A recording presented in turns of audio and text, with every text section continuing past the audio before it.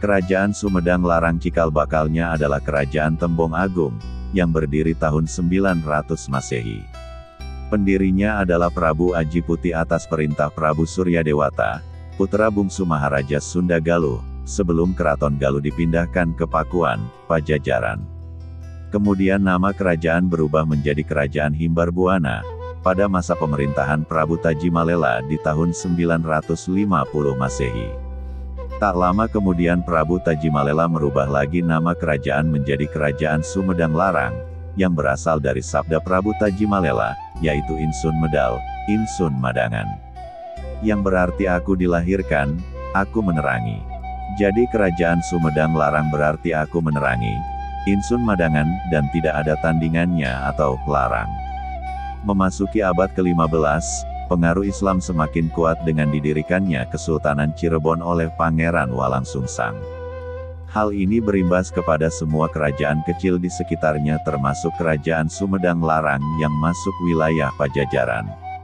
Di samping wilayahnya yang memang berbatasan langsung, juga karena pengaruh nama besar Sri Baduga Maharaja Kanjeng Gusti Prabu Siliwangi, yang merupakan ayahanda dari Pangeran Walangsungsang, telah membuat Kerajaan Sumedang Larang sangat menghormati Kesultanan Cirebon. Bahkan di tahun 1529, penguasa Sumedang Larang, Nyai Mas Ratu Dewi Inten Dewata yang bergelar Ratu Pucuk Umun menikah dengan Pangeran Santri, yang merupakan cucu dari Pangeran Panjunan salah satu bangsawan dari Kesultanan Cirebon. Pernikahan ini membawa perubahan yang sangat besar ke dalam kehidupan di Kerajaan Sumedang Larang.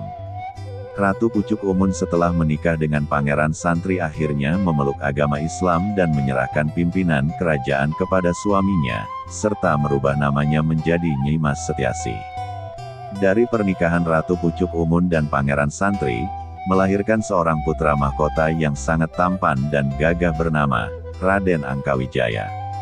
Raden Angkawijaya dibesarkan dalam lingkungan keraton dengan pendidikan Islam yang kuat.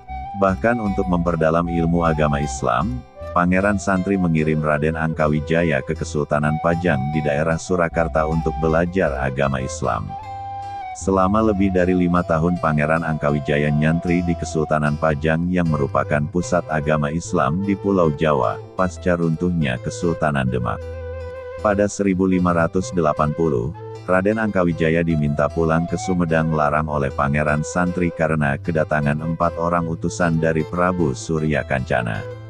Siliwangi terakhir Kerajaan Pajajaran, Sang Prabu Surya Kancana, mewariskan mahkota binokasi Sang Hyang Pake, yang melambangkan bahwa Raden Angkawijaya sebagai penerus terah Kerajaan Pajajaran.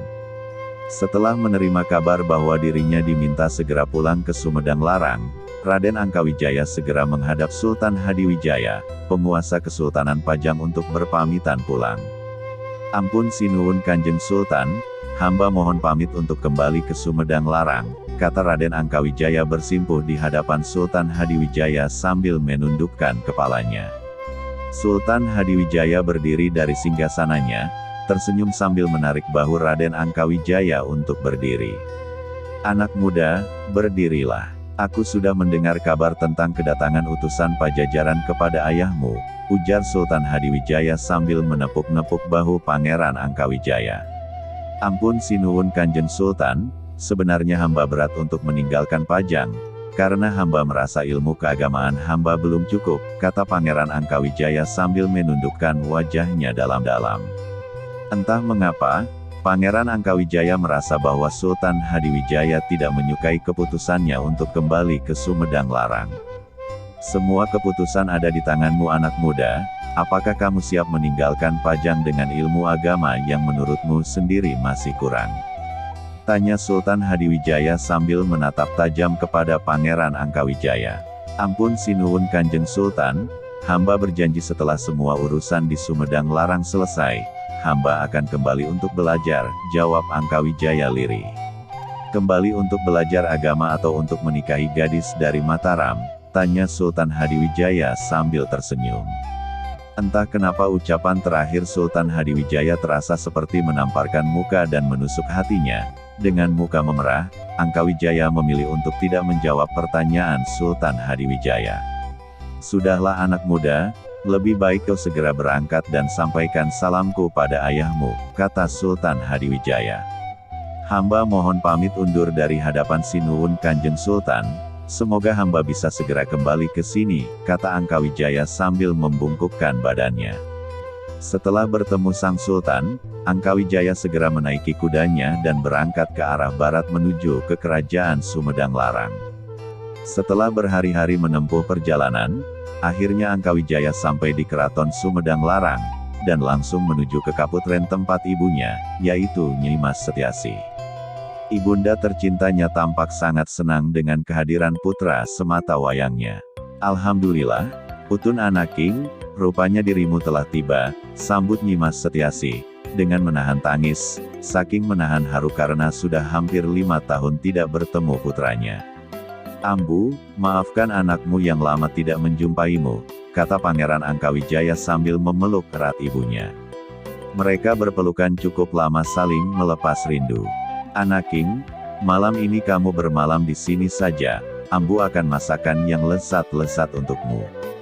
Ambu juga ingin mendengar cerita pengalamanmu selama nyantri di Pajang, kata Nyi Mas Setiasi sambil melepaskan pelukannya. Malam itu, Pangeran Angkawijaya bermalam di kaputren Nyi Mas Setiasi.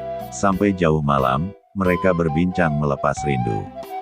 Raden Angkawijaya bercerita, betapa senangnya dia belajar agama Islam di Kesultanan Pajang, dan satu saat dia ingin kembali ke Kesultanan Pajang. Nyi Mas Setiasi yang sangat mengenal sifat anaknya, diam-diam merasakan ada sesuatu yang telah membuat anaknya begitu bersemangat. Apakah ada seorang wanita yang membuat anakku begitu bahagia di Pajang, gumam batinnya. Dipandanginya wajah anak kesayangannya itu dalam-dalam. Raden Angkawijaya merasa jengah dan bertanya, ada apa Ambu? Kenapa menatapku seperti itu? Tanya Angkawijaya salah tingkah. Anaking, apakah ada seorang putri yang telah mencuri hatimu sehingga kau ingin kembali ke Kesultanan Pajang? Tanya Nyi Mas Setiasi lembut. Wajah Angkawijaya memerah, tidak menyangka ibunya akan bisa membaca isi hatinya, sambil tersipu-sipu dia menjawab.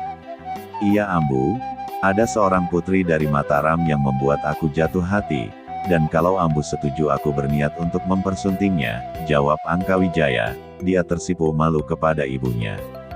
Tentu aku setuju, selama menurutmu putri itu baik dan cocok untukmu. Setelah urusan dengan ayah dan utusan dari Pajajaran selesai, segeralah kau lamar dia, kata Nyi Mas Setiasi.